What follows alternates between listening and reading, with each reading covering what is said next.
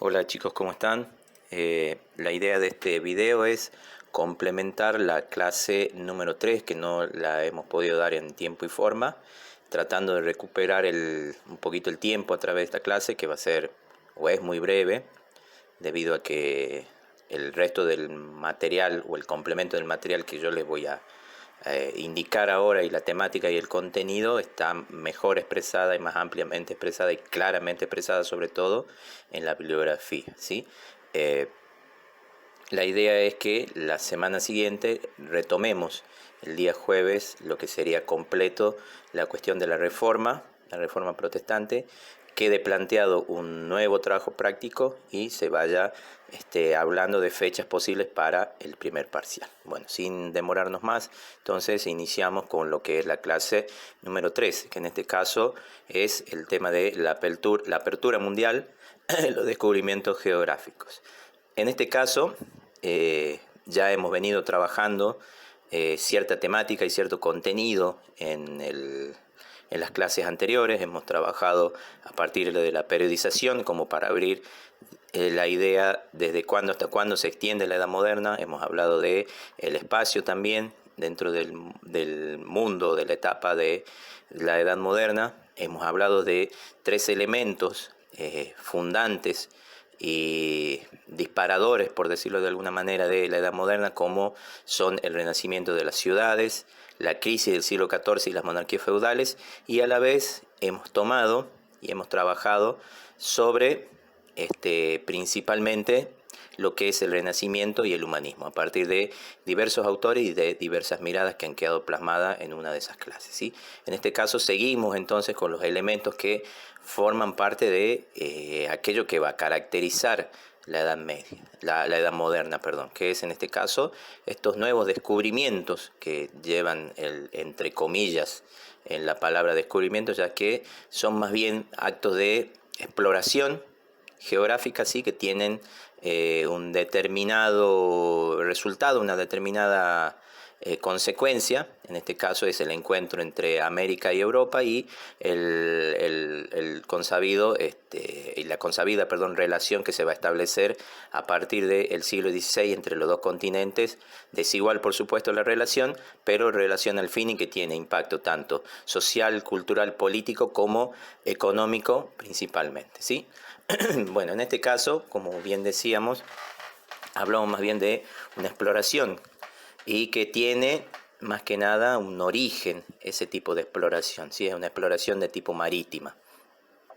Según teóricos como Emanuel Wallerstein, estos descubrimientos, estos encuentros, estas exploraciones son uno de los elementos fundamentales para la apertura económica y la apertura política de lo que sería el mundo en la Edad Moderna. Así que es una especie de prerequisito, una cuestión necesaria, o que sea necesario que exista para que se den final o se dé buen final a cuestiones como el feudalismo, ¿sí? Que ya, como habíamos mencionado, durante la crisis del siglo XIV viene en declive, ¿sí? Entonces, más que nada, la apertura de Europa, que según Wallenstein lo considera como una especie de universo cerrado, pero que a partir de estos procesos exploratorios, ¿sí? Encarados por dos regiones en particular en Europa, van a dar como resultado la posibilidad de esta existencia.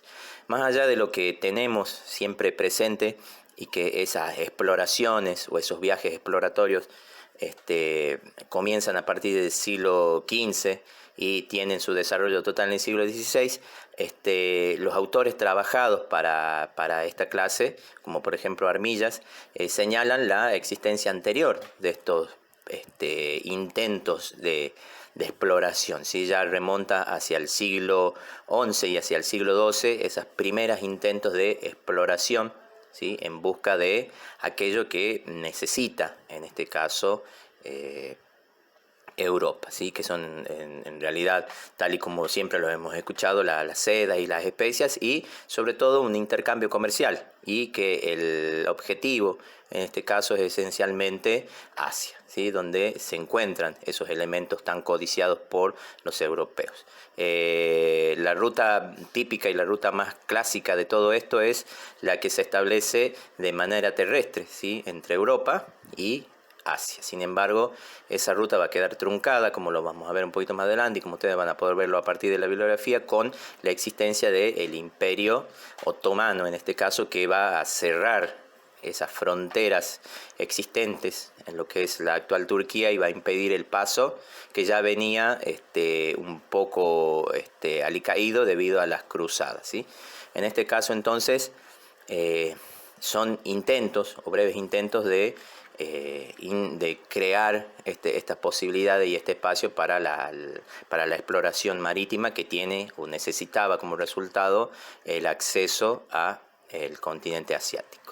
Eso es un ejemplo de un mapa desarrollado en esa época, es un portulano, ¿sí? Un mapa que se dibujaba, que se generaba sobre el cuero, ¿sí? Un cuero estirado, y en el cual, gracias a la navegación, como ustedes pueden ver ahí, se va determinando los diversos elementos de la costa, ya que la forma de observación y la forma de exploración en este caso es solamente marítima y no hay una exploración aérea.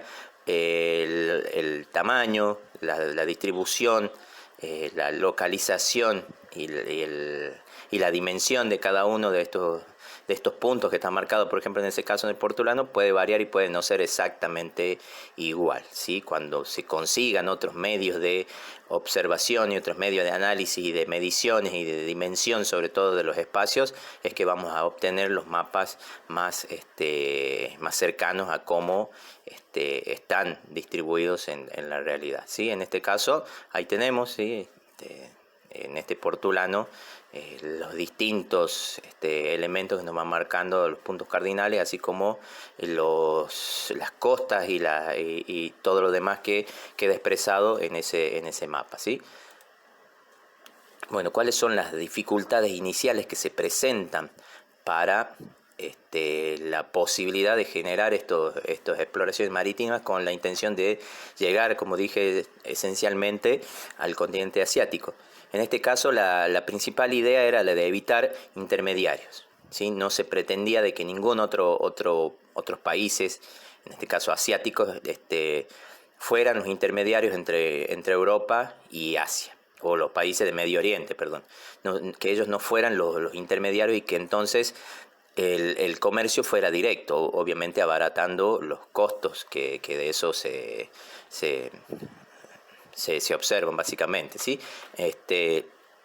Entonces, la solución al viaje terrestre desde Europa a Asia era principalmente conseguir una ruta marítima. Y la ruta marítima más cercana y más sólida que encontraban los europeos era, en este caso, circunnavegando África. Bordear África, bajar a través de África y atravesándola pudiendo llegar hacia lo que es Asia, en este caso, ¿sí?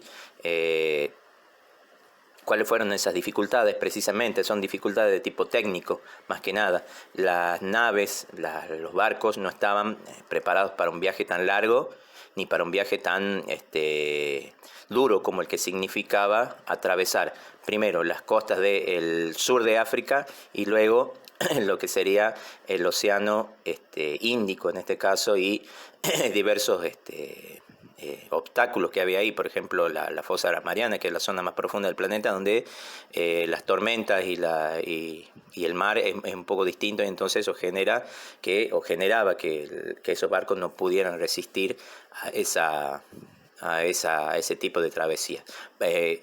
También viendo y poniendo en relieve que muchos de los avances técnicos que van a estar difundidos a partir del siglo XV, como el uso de la brújula, el astrolabio, los mismos portulanos que acabamos de ver y tablas trigonométricas, por ejemplo, solamente estaban extendidos en forma científica y en claustros, o sea, en universidades, no estaban extendidos al uso común de los navegantes. Entonces no contaban con estas herramientas que recién van a contar efectivamente a partir de el siglo XV, finales del siglo XV, principios del siglo XVI, ¿sí? Entonces esas son dificultades sobre las cuales tienen que actuar o tuvieron que actuar aquellos quienes se lanzaron al desarrollo de esta travesía y de esta exploración. Entre ellos entonces se destacan Portugal y Castilla. Castilla viene a ser o viene a representar lo que es actualmente España, ¿sí? Recuerden que a fines del siglo XV estamos en un proceso de plena reconquista, ¿sí? Ya de finalización de la reconquista por sobre los musulmanes. Portugal fue el primero que logró realizar esa reconquista, expulsión de los musulmanes de su parte de la península, y unos meses y unos años después el reino de Castilla también va a lograr eso, ¿sí? Entonces, en ese afán de conquista de la nobleza portuguesa, envalentonado por el hecho de haber podido expulsar a los musulmanes, también hace que se lance a la posibilidad de la exploración marítima. En este caso va a lograr llegando a Marruecos, ¿sí? La costa norte de África, estableciendo colonias ahí, ¿sí? Sobre todo para uso cerealero, ¿sí? Más que nada que abastezca a Portugal. También se va a lanzar a la conquista y ocupación de las islas cercanas a Portugal, Madeira y Azores, por ejemplo, donde va a establecer colonias y va a haber plantaciones de cañas en ese momento, ¿sí? En este caso, también Portugal se va a lanzar en esa travesía, en esa exploración y en ese camino de encontrar la ruta hacia lo que sería el continente asiático. Lo va a conseguir casi a fines del siglo XVIII, a fines del siglo XV, en este caso Vasco da Gama, ¿sí? Bueno, por otro lado, y el otro que acabamos de mencionar es Castilla, ¿sí? Justo cuando está finalizando este camino exploratorio de Portugal, Castilla se suma a estas exploraciones, ¿sí? En este caso la figura que destaca de esas exploraciones del Reino de Castilla es la de Cristóbal Colón, ¿sí? Su origen no está claramente determinado, pero se piensa que era genovés. Había unas colonias genovesas en la península ibérica y había una gran tradición de navegantes dentro de esas colonias genovesas, ¿sí? Genovesas porque eran originarios en realidad de Italia, ¿sí? En este caso, Cristóbal Colón manejaba un concepto un poco diferente al que manejaban los portugueses. Cristóbal Colón pretendía llegar al continente asiático usando la idea de que la Tierra era redonda, entonces navegando en sentido contrario al que querían hacer el resto de los europeos, iba a llegar irremediablemente a la India. El problema venía en que no sabía realmente cuál era la distancia existente entre Europa, en este caso la península ibérica, y lo que sería el extremo que no conocía de Asia, en este caso al que quería llegar. Hay algunas teorías que hablan de que Colón en realidad ya tenía información precisa de cuál era la extensión y que la había obtenido de unos navegantes que habían llegado a América de manera fortuita, ¿sí? Estos navegantes tampoco sabían que habían estado en América, pero tenían esos datos, ¿sí?, precisos de cuál era la distancia aproximada entre la península ibérica y Europa, ¿sí? Bueno, eso lo pueden encontrar ustedes por ahí en algunos sitios, en algunos libros está mencionado. Los autores que yo propongo ahora no lo mencionan, pero como el navegante fantasma quien le habría entregado a Colón esta información, ¿sí? Yo solamente lo cuento como un hecho anecdótico, el cual no hace que cambie absolutamente nada. La realidad y la historia está escrita ya de esta manera, ¿sí? El hecho de cómo haya obtenido Colón esa información es irrelevante, pensando en todas las consecuencias y en todo el desarrollo posterior, ¿sí? Bien, Colón logró su cometido. Llegó a lo que sería actualmente Centroamérica. Desde ahí intentó establecer algunas colonias Lo esencial era la búsqueda de metales preciosos, no los consiguió de manera fácil en Centroamérica, así que con el tiempo y luego de que Colón dejara su puesto, entre comillas, dentro de este proyecto de ocupación de América, es que van a encontrar que estas riquezas están en otros lugares y no precisamente en Centroamérica, ¿sí? Bien, ¿cuáles son las razones para que la península ibérica, justamente la península ibérica, y no, por ejemplo, países como Inglaterra o como Holanda o como el propio Italia hayan estado a la cabeza de este proceso exploratorio y después este desarrollo marítimo que va a llegar a este resultado? Bueno, por ejemplo,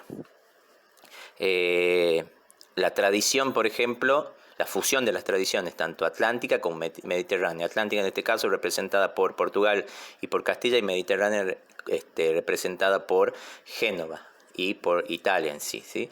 Recuerden que el medio de transporte marítimo anterior a la existencia de la carabela, que es son los medios de transporte que van a utilizar los europeos, los españoles en este caso, para llegar a América, era la galera, que resultaba muy pesada y resultaba muy dificultosa de trasladar, a diferencia en este caso de la carabela. Bueno, lo que acabamos de mencionar son estas colonias genovesas, ¿sí?, establecidas cerca a la península ibérica, y que van a facilitar de alguna manera la difusión de técnicas tanto mercantiles, financieras, como también el desarrollo de ciertas técnicas de navegación, ¿sí? La misma ubicación, ¿sí?, óptima, tanto de Portugal como de Castilla, en el extremo oeste, en este caso de Europa, el que va a facilitar también de alguna manera la posibilidad de que pueda desarrollarse una tradición marítima que lleve a la posibilidad de la conquista por parte de Portugal y de Castilla, de América y de otras regiones. ¿Sí? No olvidemos que también después en el Pacífico se van a llevar adelante también tareas de exploración y de conquista y de ocupación de otros territorios. Y finalmente, una tendencia en las dos monarquías, tanto en la monarquía portuguesa como en la monarquía de Castilla, de una fuerte tendencia expansiva, ¿sí? La necesidad de expansión. Recordemos que son lugares muy pequeños frente a lo que serían los otros espacios que existen dentro de la propia Europa. Bien, la bibliografía para trabajar este tema son las siguientes. Armillas, que es en el que está basado esencialmente lo que acabamos de trabajar en esta clase, y el capítulo 3 de Pierre Chany, en realidad sería porque es francés, y es el descubrimiento en fase B las islas y África, ¿sí? En este caso, el último autor, Pierre Chany, hace referencia especialmente al proceso previo a lo que acabamos de ver ahora, ¿sí? Lo menciona y lo trabaja en clave económica, más que nada, ¿sí? y el fuerte influencia y la fuerte consecuencia y resultado de estas expansiones previas a la expansión final del siglo XV y el siglo XVI, ¿sí? Bueno, aquí entonces terminaríamos y cerraríamos este video, el cual sirve de alguna forma para solventar lo que hemos perdido en las clases anteriores, y en las clases siguientes sí trabajaríamos ya efectivamente con todo lo que es la reforma protestante.